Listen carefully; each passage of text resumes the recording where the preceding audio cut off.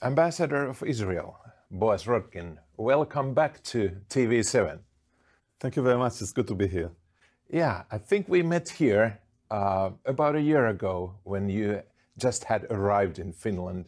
How the first year has been here in Finland? Yeah, so time is flying very fast.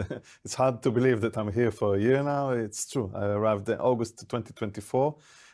It's been a good year, a very hectic year, quite a lot going on, both in Israel, of course, and things that we have to reflect here in Finland, and both in the relations between Israel and Finland, and also since we are covering also Estonia, so quite a lot happening in our relations with Estonia as well. So it was a busy year, but it was a good year. Yeah. What are the topics, main topics? What have they been in the first year? Yeah, so surely at the background we have the war that's still going on in Gaza, and our hostages are still being kept there. So we are in ongoing conversations with interlocutors here, both in government and other institutions about this situation. And apart from this, we are here to promote bilateral relations between Israel and Finland. So that's everything that has to do on the cultural field, on business field, on relations in defense and security. And this is what we've done in the last year or so. And we will keep on doing that, of course, for the next years to come. How would you describe the relations in general between our countries? I think the relations are good. There is ongoing contacts between the governments, and there is an active embassy, Finland's embassy in Tel Aviv. We are very active here, trying to broaden our scope of activities. So in that sense, I think the relations are good, and there's also always, of course, room to expand them even more. Which areas would you like to expand? Yeah, so for example, in cultural field, to be honest, last year there was not so many cultural exchanges in that sense between academia, between universities and institutions in education. There's more could be done. Israel and Finland are quite similar in many of those fields, and I think we can benefit from each other in those fields. You know, in this very program, what we already started to discuss, and we will continue after your interview, is about Israel and media. Yeah. So, how do you see the Finnish media related to news about Israel? Yeah, so to be honest, most of the coverage, not all the coverage, but most of the coverage about Israel, about the Middle East, is not very balanced, to say the least. It is a reflection, of course, of the news that is coming from the region, from Gaza, from Israel, and so on. But then the analysis is sometimes not very objective, to say the least, and sometimes it could be distorted. Not always. There are some media outlets that always request, for example, a comment from the Embassy of Israel or from the State of Israel. I was interviewed by large media outlets, but not always. And sometimes the images that are reflected here in the media are not very objectives, as I said. Do you think it's only a Finnish problem, or can you see the same phenomenon in Europe at large? I can say that we see it all over Europe. Yeah, we try our best, of course, but we see it all over Europe. That sometimes the narratives are distorted. Sometimes they're very pro-Palestinians or pro-Arab. They don't show the entire picture, the broader picture. So it's not only here in Finland, but also in the neighboring countries and all across the continent as well. I've been wondering, in our news outlets, they are referring to some Hamas-related ministries, health ministry or civil defense department, and they are delivering what they have said or written just as a news. And then they said Israel or IDF or Prime Minister claims something. Yeah, which goes to show that the media, those outlets who use those terms, they are very biased. So again, the resources that come from Gaza Strip, especially such a resource as Ministry of Health or what Gaza Ministry of Health, so are all controlled by Hamas. Hamas is a terrorist organization, authoritarian organization that is not objective. So if a Ministry of Health of Hamas or in Gaza make a statement, it's not like it would be a statement of a Ministry of Health of any democratic nation in the EU or across the world. This should be underlined. And sometimes unfortunately, many times the media omits that.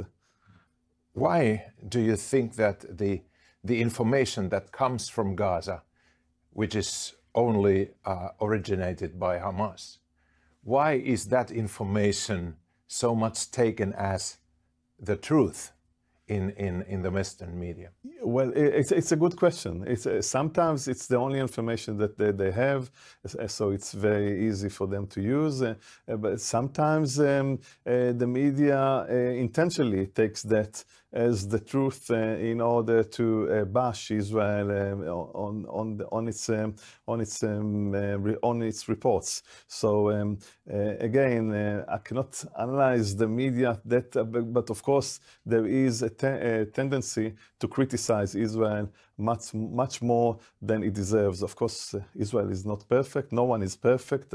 But then again, there should be a more objectiveness in reports about the news coming from there.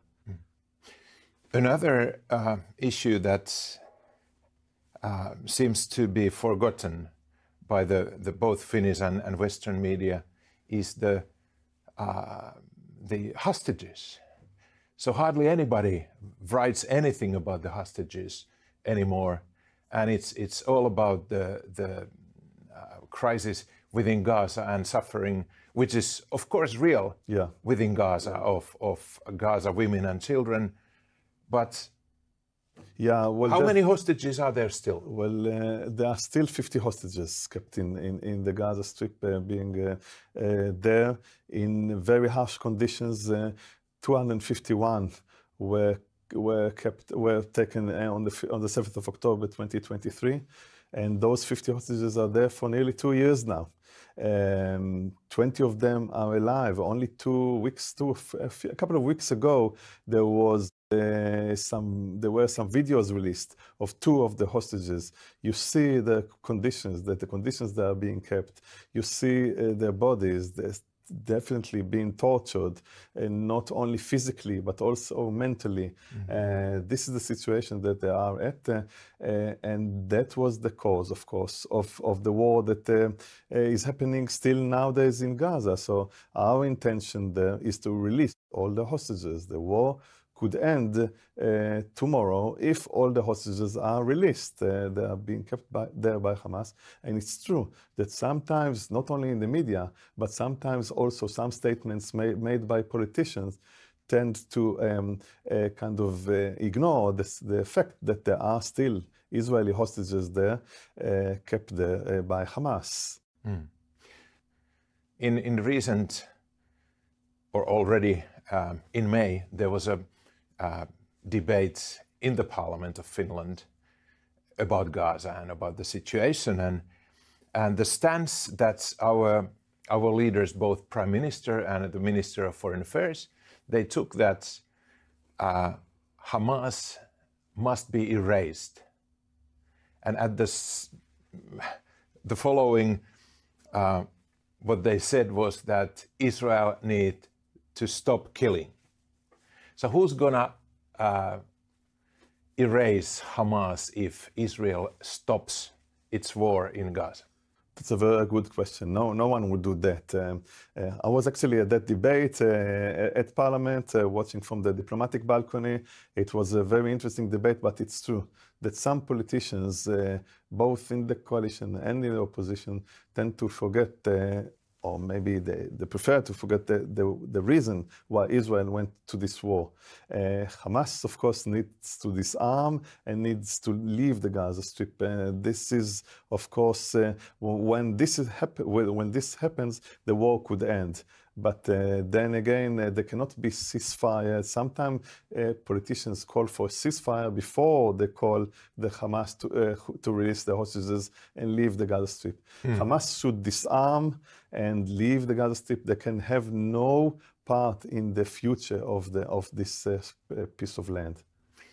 I understood that the declaration, or kind of a pre-declaration of the recognition, the president of France, Emmanuel Macron, told in July. So he said that he has decided to recognize the state of Palestine with the following conditions.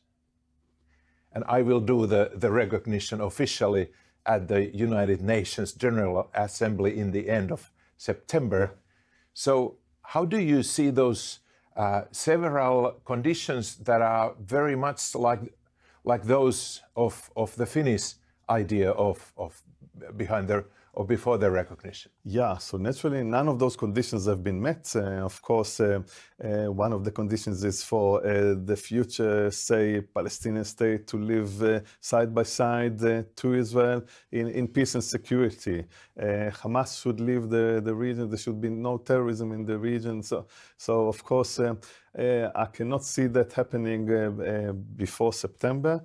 And not only that, one should make very good attention in this sense to the Arab media. And then Hamas, in their media outlets, have said that recognition, so French future recognition of the Palestinian, the so-called Palestinian state, is a result of the 7th of October attack. In that sense, such a recognition is a reward for terrorism, is a reward for the Hamas attack on Israel. So the French declaration is kind of a wishful thinking. And first they will recognize the state of Palestine, and then they hope that these conditions will be met.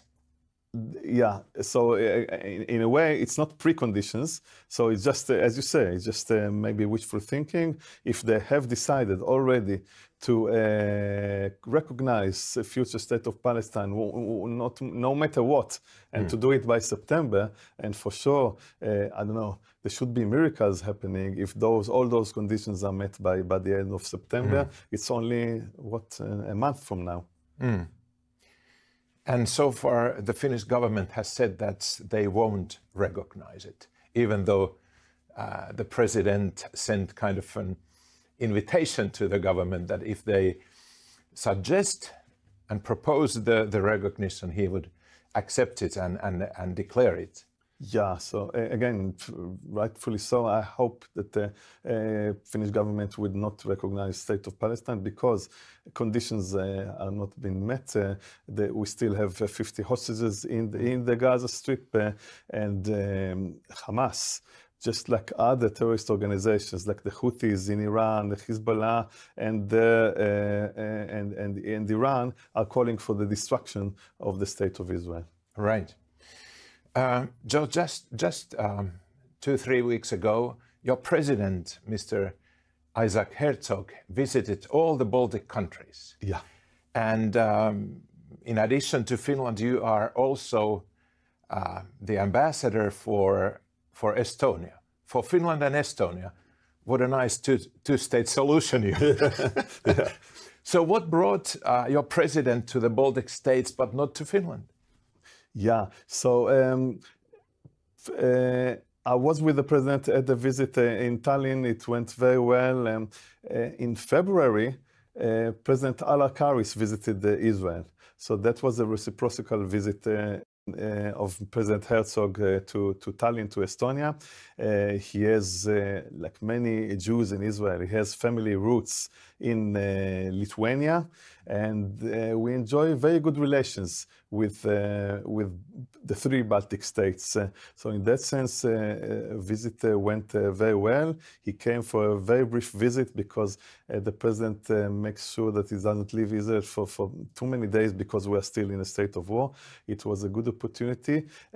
I certainly hope that, and I discussed it with the president, that he will in the future visit Finland as well. We look forward to seeing him in Finland. But you also announced just, I think, 2 weeks before that presidential visit. So your foreign minister, Gideon Saar, visited Tallinn and said that Israel will open an embassy in Tallinn. When will that happen? Yeah. And what were the reasons behind that decision? Yeah, so that's correct. Beginning of July, the first week of July, the foreign minister Gideon Saar was there, and he declared that Israel will soon open a resident embassy in Tallinn. The reason behind that is because we enjoy very good relations with Estonia. There's many parallels, small countries, just like Finland in population-wise, but very advanced in technology and innovation, and there's lots to do.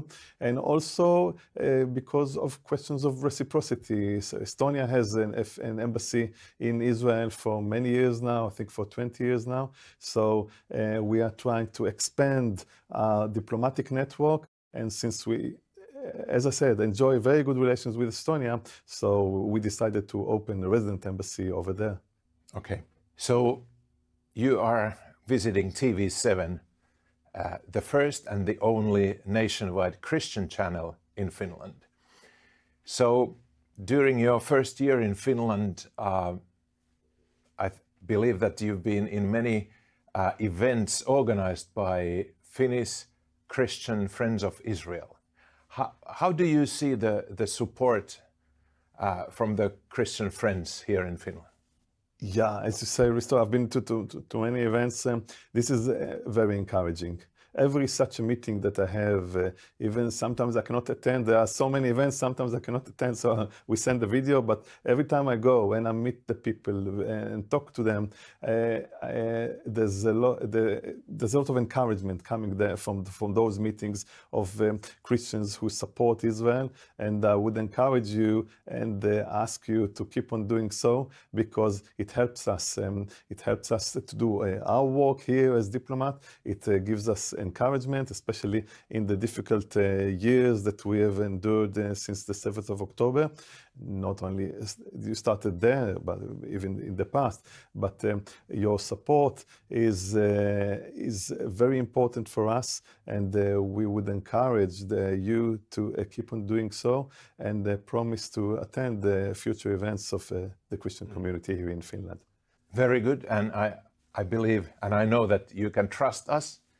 So there are thousands and thousands, tens of thousands, and actually, according to one researcher who recently said in public media that there are a few hundreds of thousands of Christian Zionists in Finland.